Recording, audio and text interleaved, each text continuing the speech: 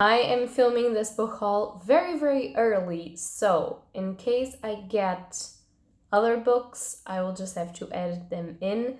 If I don't, this is my book haul. Hi, I don't like to have my books spread around, so I wanted to film this in order to safekeep them. Hello beautiful bookworms, my name is Katarina and welcome to my channel, and today I am going to be doing my October book haul of sort of spooky-ish, witchy, spooky season vibes, okay? Most of these books are not spooky, but they have some magic or some characteristics that could involve them in the spooky season, and for that reason, I'm just calling this a spooky book haul. That's it. So I have today for you 4 mangas and 4 books, which is an equivalent number of things, which I believe never happened, or if it did, I never noticed. So I am fairly happy, and that might be why I'm filming this now before something happens that will change the equivalent balance of the world where I'm right now living. So as per usual, I am going to start with the mangas and then the books at the end. So if you don't want to hear about the mangas, just skip until the end. Or if you don't want to hear about the books, the mangas will be first. You know the drill if you've been with me for a while. If not, I encourage you to actually watch all of them, because there are some mangas here that are continuations to some of the series that I most enjoy, and you probably would enjoy to know what those are. So beginning with one of the mangas that I haven't read in a very long time, actually, I got The Ancient Maga's Bride by Kore Yamasaki, and this is volume 11 of The Ancient Maga's Bride. First of all, this is so very autumny with all of the leaves in the trees and they wearing like college uniforms, and this is just so cute. This is basically the story of Cheese Hattori, this character here, and she is sort of bought by this wizard called Elias, and he wants to teach her how to be a magus, a magician, but at the same time he also wants to marry her. And it's very interesting because it's not at all a typical sort of shoujo manga, which you could, or a romantic sort of manga series. Is actually described as an ancient fairy tale in England, and crossed with fairy creatures and crossed with, I don't know, just beautiful things. And this is just really gorgeous. In the 11th volume, we are beginning, so this began in the 10th volume, and now in the 11th, we are beginning the second arc where Chise is no longer studying only with Elias, but she's in a college. So I cannot spoil you the 10 previous volumes, so I'm not going to tell what happened in order for her to actually be studying at the College of Magicians. But what I can tell you is that there's 2 types of magic in this book. There's the alchemy, and then there's the magus. The magus basically ask for their power from the earth, and they live in harmony with the earth, and the alchemists are people that try to absorb power through themselves and through other stuff, so they don't work in harmony with any of the creatures of the earth. This is very beautiful. If you like fairies, this could be one of your thing. If you like fairy tales, this could also be one of your thing. Of course, there's romance because Elias and Chise are trying to understand each other, and he's not a human creature and she's not other type of creature. And it's very interesting, very beautiful. Sometimes it's sad, but it's funny and I really enjoy it. And I'm reading 11 volumes of this, so if it wasn't good, I wouldn't be doing it. Then a known one on my book hauls, it's The Promised Neverland, volume 11 as well. Oh, okay, and this is by Kayu Shirai and Posuka de Miss You. I already know this by heart because, of course. And this one is a very famous one because there's now an adaptation. I haven't watched it, so I can't tell if it's good, but the story is really great. Basically, this is about a group of orphan kids. They live in a place with a mother, and one day they find out that they are being bred to be given to demons for them to feed. So it's sort of a dystopian / very basic horror, and they are trying to survive. It's sort of a survivalist kind of series. It's fun, but at the same time is a little bit creepy. And if you're beginning with a horror manga, I think it will be perfect for you since it doesn't have a lot of on-page trigger creepy things. Although the last one had some on-page demons, which was cool. But I cannot spoil you what happens. So yeah, the kids decided they are going to try to run for it. Will they make it? Will they not? Is there a safe haven for these children? This is basically what you're trying to figure out. And it's pretty cool, and it has an adaptation already, so if you don't want to read it, you can watch it. But I always recommend reading the original material because it always has more than the animation. And I mean, the book is always better than the movie. Not always, but almost always. Then we have a prevalent one again on my hauls, which is Made in Abyss Volume 7. This one is by Akihito Tsukushi, the story and the art, which both are beautiful. As you've heard me say many, many times, this is the story of a community that lives near an abyss, and from there they bring everything that they need to survive into exchange. But some people explore more deep than others, and as deep as you go, you have more problems to come up. You'll start to feel physically ill, mentally ill, and then you'll lose your humanity and you will die trying to come up. So you can't go very further into the abyss. But our little girl's main character, Mom, she is an explorer of the abyss, and she decides to go for a deep dive, which is exploring the end of the abyss. So basically her daughter doesn't know anything about her because she went when she was very young. And one day she receives a letter that supposedly is from her mother saying, "I will meet you down at the end of the abyss." So this little girl, she knows that she has no way of getting into the abyss and then getting out without dying. But she decides to go anyways because she wants to meet her mom, she wants to know what's going on, and she always wanted to explore the abyss. This is so very sad, and if you cannot deal, which I'm not saying that you should be able to deal, I'm saying that some people can and some people can't. If you can't deal with child abuse, this is not the book for you. And I'm not talking about sex abuse or psychological sort of, well, psychological could also be a thing, but particularly physical abuse, and most of the times it's actually not caused by people. It's because of the strains of coming out of the abyss and in and out and whatever.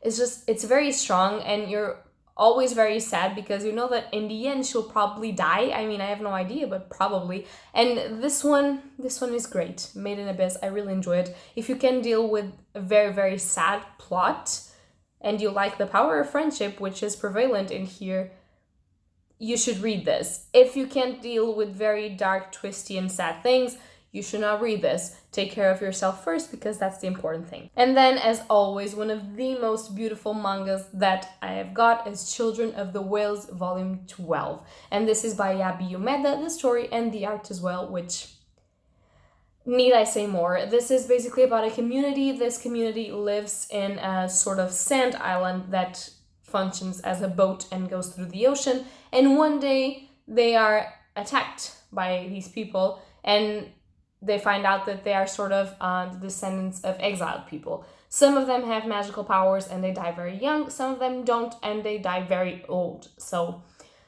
it's a mystery. It's very Ghiblish-like. And I'm just seeing that my nails match this. So I'm even more happy. And I mean, the characters, it's so amazing. It's very sad at some times, but it's also very happy at others. And it's very Ghiblish-like. It's the only sort of comparative thing that I can do with this. So I don't want to spoil it for anything. There's also an adaptation for this. I don't know how many volumes of the thing are in the adaptation, but again, if you don't want to buy this, watch it. I haven't, so I can't tell if it's good. But with a base material like this, it has to be. I hope so. So this is all for the mangas. We will start with the books that I got for this month. Okay, so the first book that I've got is a big one, and that is Shadow of the Night. It is by Deborah Harkness, before I forget. And this is the second book in the All Souls trilogy, or the Discovery of Witches trilogy, or whatever you want to call it. I am slowly collecting these.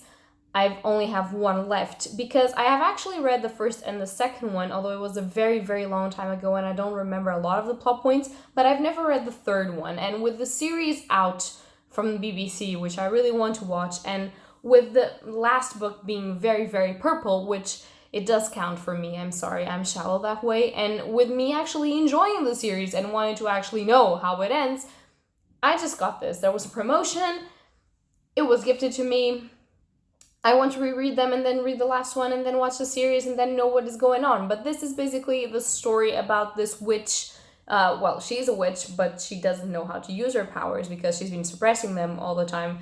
And she falls in love with a vampire. There's an ancient historical text. I don't know what it's for because I don't remember. But I remember that this is sort of historical fiction, sort of fantasy-like, and you guys know I enjoy historical fiction, or else why would I read Outlander in my life? Because we all know that that's not a great piece of literature, but it has fantasy on it, and it has vampires, which I never fully overcame after reading Twilight, which it's not a great book, but it had vampires, and I haven't found cool vampires yet, except for Anne Rice, but it's not the same, okay? And it has historical fiction, I don't know. It's nice. Again, it's a guilty pleasure read, but I'm allowed to have those as well, so yeah. The next one that I got was also a great promotion. It was actually 50% off, which was awesome. And it is called, how is this called? Okay. This is called Hagseed, and it's by Margaret Atwood. And I was searching how this is called because this is in Portuguese, of course. So Margaret Atwood is known by The Handmaid's Tale. I have never read it or watched the show, although I wanted to because there's a lot of praise going on about that. I don't know if it's going to be my thing because I have a very strange relationship with dystopias. Sometimes I love them as 1984, or sometimes I sort of like them, but then I don't, kind of thing. So I have been pushing The Handmaid's Tale away. Oh, however, I have seen Hagseed. It was with a great promotion, and it's sort of a revenge story, apparently. And I was very intrigued. Apparently, it says that there's this dude called Felix, and he is an artistical director of Theatre of Maxweg. Okay, festival. And normally people love how he directs theater, and so he is doing The Tempest by Shakespeare, which there's Shakespeare, okay, so enough said.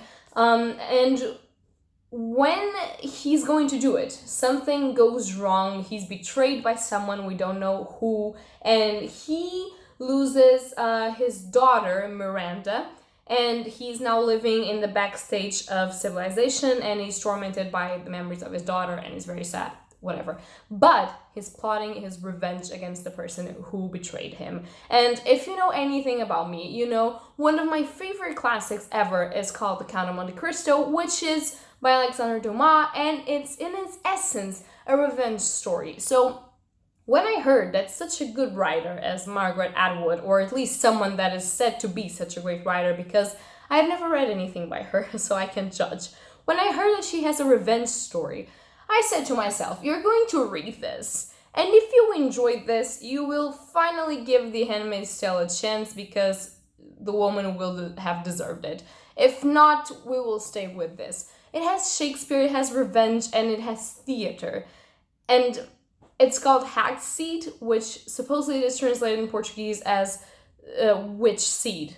So maybe there's fantasy? I don't know. But I am very, very keen on understanding what is this book and how will I feel when I read it. Sorry. That is it. Now, the other book that I want to show you is called, Jesus, I have everything in Portuguese and then I don't know how they're called. Okay. Now I know. It's called The Taking of Any Thorn by C.J. Tudor, and this is the same writer that wrote The Chalkman, which, if everything goes okay, don't forget that I'm pre-filming this, but I have The Chalkman as my main TBR for October, which, if everything goes okay, by the time that I release this video, I would have read it, and I will know if I like it or not. But I am planning on loving it, and so getting the second book by the author was, of course, the reasonable thing to do, although I haven't yet read the first one. That's okay. They have independent stories. This is basically, as I said, I don't really know what happens in these books. Oh, First of all, look at how gorgeous. And can you notice that they're all okay? Except for this one. It has blood on it. This is so creepy. So, as I was saying, I never know much about this because the blurbs and everything, they don't say a lot about the story. But from what I can understand, this is about this little girl called Annie, and she disappears one night. And then there's searches, nobody can find her, and everything thinks that she's probably dead or worse or whatever. But 48 hours later, she comes back. People think that they can't talk about what happened to her, so I don't know if the girl can't talk or if she's just weird. And this is basically, I believe, narrated by the brother of the girl, and he says that something happens to his sister. Well, the brother or the sister, I actually don't know if the main narrator is a female or a man because there's no pronouns in the Portuguese back cover, so I don't know. But the narrator has a sister, and Annie is the sister of the narrator, and he knows that something is wrong with the sister. The sister is not the same person she was when she was taken. And he says, I didn't want to admit this, but sometimes I was scared to death of my little sister, which is amazing. I love creepy kids. I don't. But if they're not mine, it's totally okay. And then it says, that was then. Now, the narrator receives an email and he opens it and it says, I know what happened to your sister. It's happening again.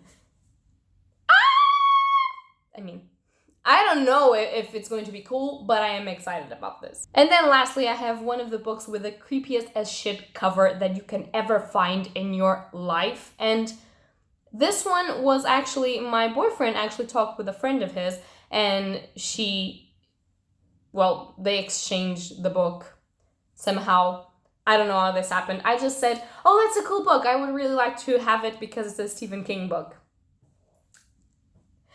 Can you see them there? They're there. I have Stephen King books. So, look at this cover. This is creepy as fuck. The red eyes. Dude, the bag. Oh my god. So, this is The Outsider by Stephen King, which was published last year. I don't know, but this is very, very recent, I think. Yeah, 2018. I was right. Okay, so the main premise of this story is that there's this boy and he's found dead and violated somewhere, and the DNA and the proofs and everything points towards one guy. But the problem is that that guy has a rock-solid alibi that can be actually justified, that he was somewhere else entirely out of the city when this happened. And obviously you can't be in two places at the same time, or can you? Are you a devil? Are you a demon? What are you? And I don't know, but I am so very excited. I have heard people telling me that this is some cross people with the Mercedes trilogy, which I've never read, but people have told me that that's okay. I can read this without knowing, but it will be like a cool Easter egg if I did. So maybe I'll have to get the Mercedes trilogy first. I don't know.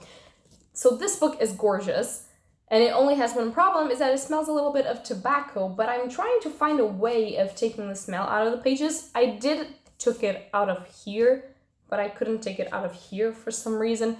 It's actually not as charged as when it came to me, but I don't care because he's gorgeous. And I'm going to find a way to take it out, I believe. And even if I don't, I'm going to read it. It's okay. He's gorgeous. Isn't he gorgeous? He's so creepy. I could post this on my wall on October's and be like, hello, let's be friends. No, okay, that would be too creepy, especially if the eyes glowed at night. That would be very, very bad. Okay, so those are all the books that I got for the month of October. Actually, that were gifted to me because I did not spend anything on these books, which was great. And yeah, so that was all for my book haul. I hope, if not, I will insert clips after these, but I think probably yes, because I don't need more books.